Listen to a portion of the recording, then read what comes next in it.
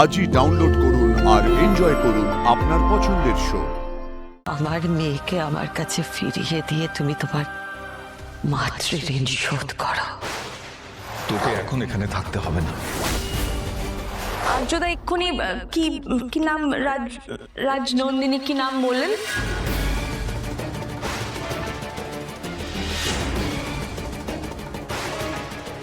তারই কি এই সব কিছু জিনিসপত্র বলুন? অর্ক তোমার কি হলো? অর্ক এরকম করো না, অর্ক এরকম করো না প্লিজ। ভাই ভাই ভাই কিচ্ছু হয়নি, ভাই কিচ্ছু হয়নি।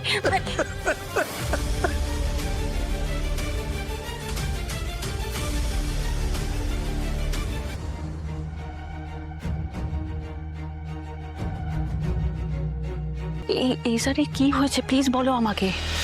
ও এরকম কেন করছে? কিঙ্কর কি হলো? কিঙ্কর কেন করছে এরকম? এই স্যার বলো।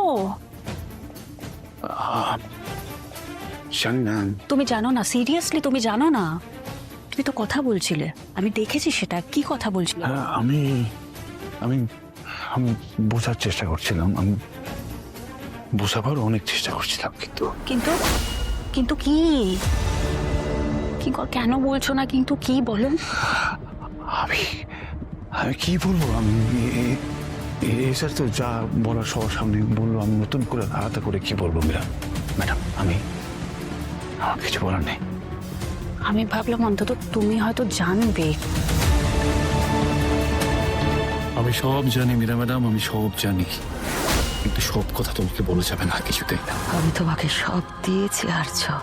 একজন মা তার ছেলেকে যা যা দিতে পারে সবটা দিয়েছি, শুধু জন্ম ছাড়া। অপর্ণাকে নিয়ে ওর বাবা মা চলে যাচ্ছেন। ওকে যেতে দিও না তুমি আর্য, ওকে যেতে দিও না। একবার আমার মেয়েকে তুমি চলে যেতে দিয়েছো, আর না। মা শোনো অপর্ণাকে আমি কোথাও যেতে দিচ্ছি না, দেবো না কোথাও, কিন্তু তুমি মা। তোর কোনো জায়গা নেই আর্য। আমার মেয়েকে আমার কাছে ফিরিয়ে দিয়ে তুমি তোমার মাতৃঋণ শোধ করো।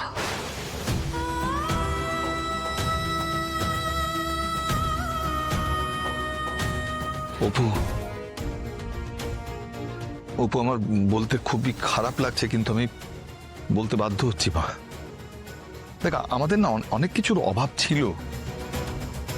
তো জন্মদিনে কখনো এইরকম করে কিছু আয়োজন করতে পারিনি, সম্ভব না।